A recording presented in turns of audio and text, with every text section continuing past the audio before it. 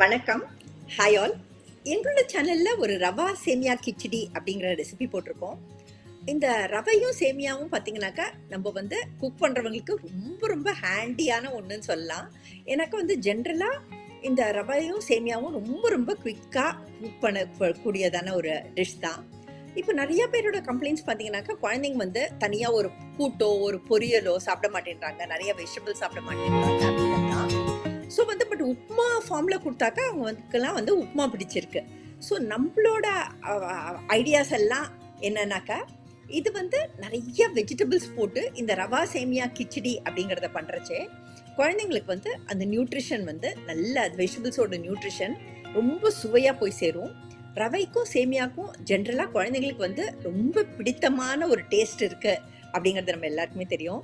ரவையோட அந்த சேமியாவை கம்பைன் பண்ணுறச்சே நடுப்புற அந்த சேமியா கிடைக்கச்சே குழந்தைங்களுக்குலாம் அது ரொம்ப ரொம்ப இன்ட்ரெஸ்டிங்காக இருக்கும். அண்ட் எங்களோட சேனலில் நாங்கள் நிறைய வெஜிடபிள்ஸை போட்டு இந்த ரவா சேமியாவை கிச்சடியாக பண்ணியிருக்கோம்.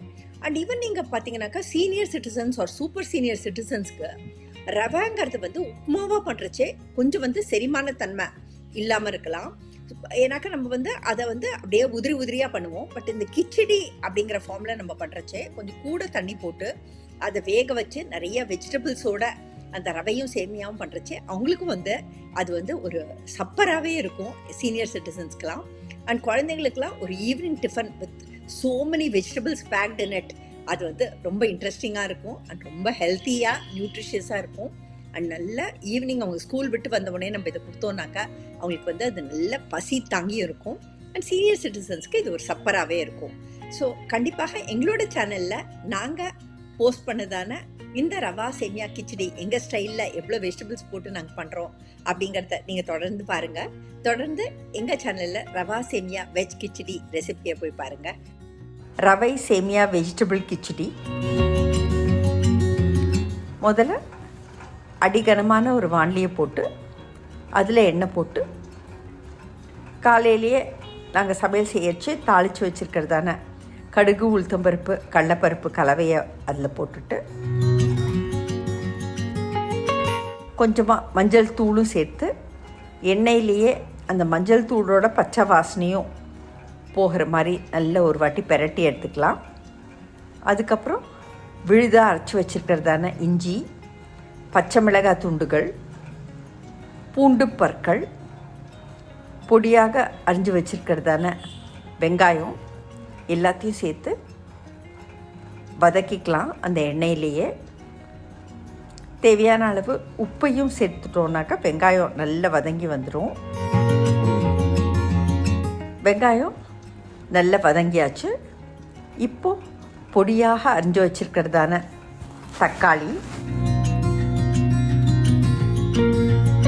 துருவி வச்சுருக்கிறதான கேரட்டு ரெண்டையும் சேர்த்து நல்ல எண்ணெயிலேயே அப்படியே வதக்கி விடலாம். தக்காளி நல்லா வதங்கணும், கேரட் நல்ல வெந்து வதங்கி வரணும். ஒரு மூடியை போட்டு மூடி அடுப்பை லோ ஃப்ளேம்லேயே வச்சுட்டு நடுப்புற வதக்கி விடலாம்.